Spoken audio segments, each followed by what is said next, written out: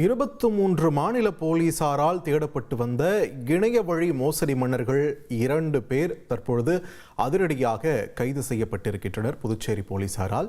இது தொடர்பான கூடுதல் விவரங்களை வழங்க இணைகிறார் எமது செய்தியாளர் அக்பர்.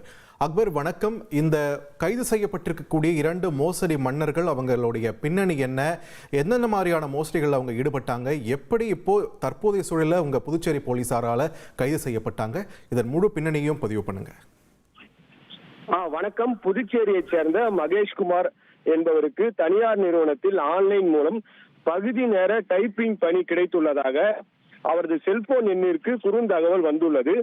இதை நம்பிய மகேஷ்குமார் பணி செய்ய சம்மதம் தெரிவித்ததன் அடிப்படையில் மேற்கூறிய நிறுவனம் 11 மாத கால பணி செய்ய போலி ஒப்பந்தத்திற்கான லிங்கை அனுப்பியுள்ளது.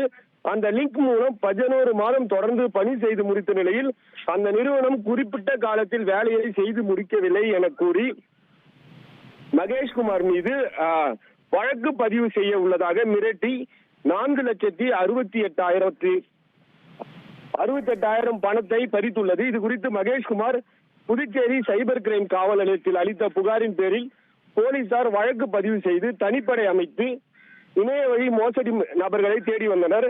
அதன்படி ஏற்கனவே சிவப்பா லட்சுமணன், பானே உதயபான் நானே ஆகிய 2 பேரை மும்பையில் வைத்து புதுச்சேரி சைபர் கிரைம் போலீசார் கைது செய்து சிறையில் அடைத்த நிலையில் இவ்வழக்கில் இணைய வழி மோசடி கும்பலுக்கு மூளையாக செயல்பட்ட கன்கு சரண் சிவரம் மற்றும் அபிஷேக் என்கிற ஜெகத் நாயக் என்பதும் இவர்கள் துபாய் நாட்டிற்கு உல்லாச பயணம் சென்றிருந்தது தெரிய வந்ததை அடுத்து. நன்றி அக்பர் அலி, உங்களுடைய விரிவான தகவல்களுக்கு.